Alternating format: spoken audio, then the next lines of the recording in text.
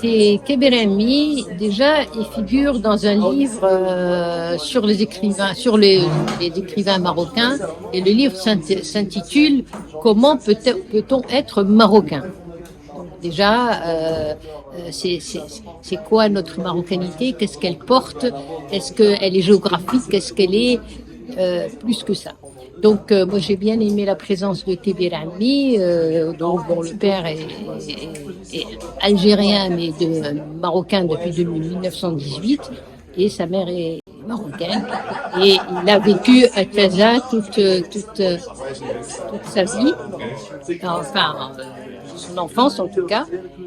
Maintenant, l'écrivain Kébir Emmi touche beaucoup à l'histoire du Maroc et donc il avance comme ça dans l'histoire.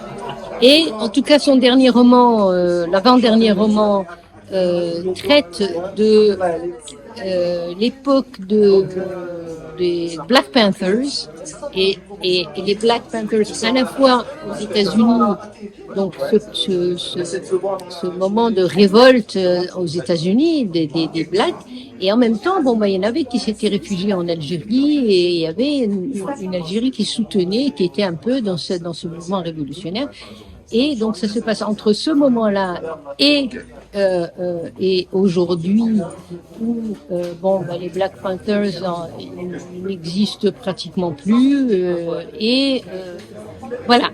Ce dernier roman, apparemment je l'ai pas encore lu, mais il traite de encore une fois ce problème entre la France et l'Algérie, et la guerre d'Algérie, et la non-reconnaissance des horreurs, parce qu'il faut dire que si nous, au Maroc, on a eu un protectorat, le protectorat 44 ans, c'est-à-dire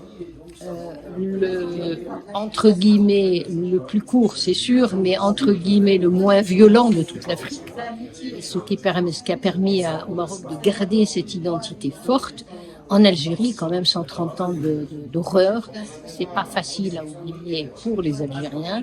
Et c'est important aussi pour la France de revenir.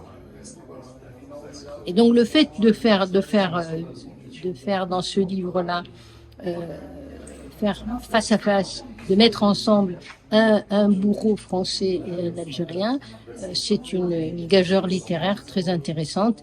Il y a, je sais que pour le baccalauréat, on avait eu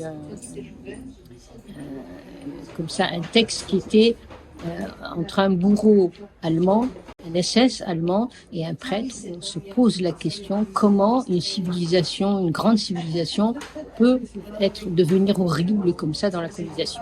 Ce que je disais, c'est que quand vous entrez dans une cuisine et que vous sentez une bonne odeur, ça vous donne envie de manger. Vous dites là, c'est de la bonne cuisine. Et c'est pareil, ce petit moment dans cette librairie, ça a donné une bonne odeur et ça a donné envie de manger.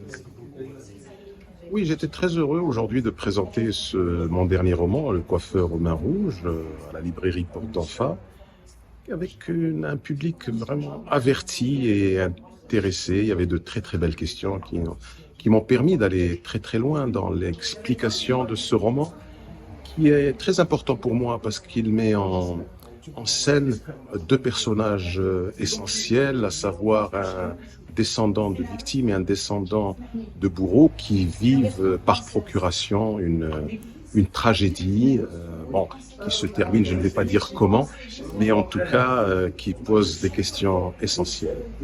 Ce soir, on clôturait les séances de dédicaces et de présentation de livres de la librairie Porte d'Enfa avant l'été.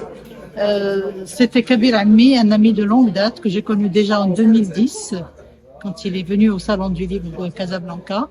C'est une longue amitié fidèle. J'aime beaucoup Kébir. Ses écrits sont toujours sur la mémoire, les blessures de la mémoire et l'interculturel. Le débat était très sympathique parce que c'était un vrai échange avec les lecteurs qui étaient là ce soir. Merci à Kébir.